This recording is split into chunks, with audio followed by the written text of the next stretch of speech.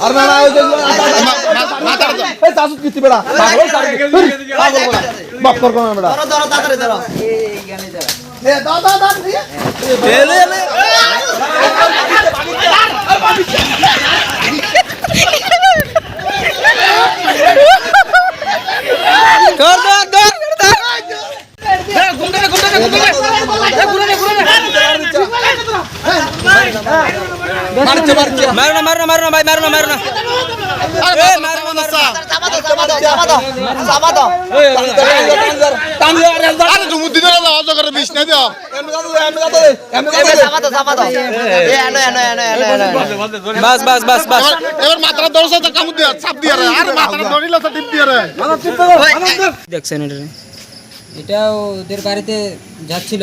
কোন জায়গাতে? এটা কোন জায়গাতে? বটতলী। আচ্ছা, বাজারে?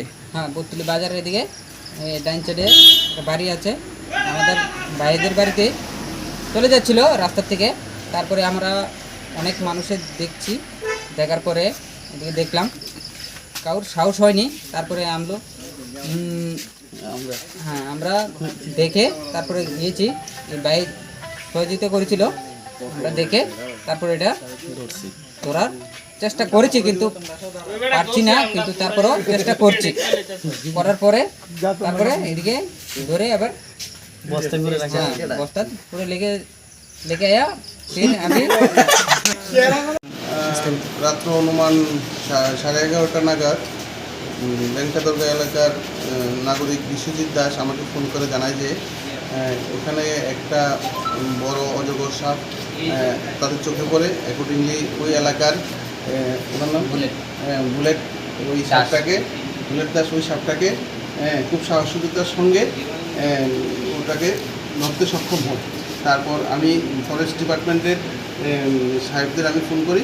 অ্যাকর্ডিংলি ওরা গিয়ে এই সাপ বড় অজগর সাপটিকে উদ্ধার করে তারপর তাদের এটা তারা ফার্দার নেসেসারি স্টেপ তারা নেবে, এর জন্য তাদেরকে হ্যান্ড ওভার করা হয়। স্যার, যে সাপটা ধরেছে কিভাবে ধরছে তা আপনার কাছে কোনো প্রকাশ আছে কি? কিভাবে ধরছে? ওই তো ওই ছেলেটাই সাপটাকে প্রথমত দেখেছে, দেখার পরে ওই ছেলেটার সাপটাকে ধরতে গিয়ে হাতেও ব্যথা পেয়েছে এবং পায়েও ব্যথা পেয়েছে। হ্যাঁ, অনেক সাহসিকতার সঙ্গে এই সাপটা ধরেছে। ঠিক আছে।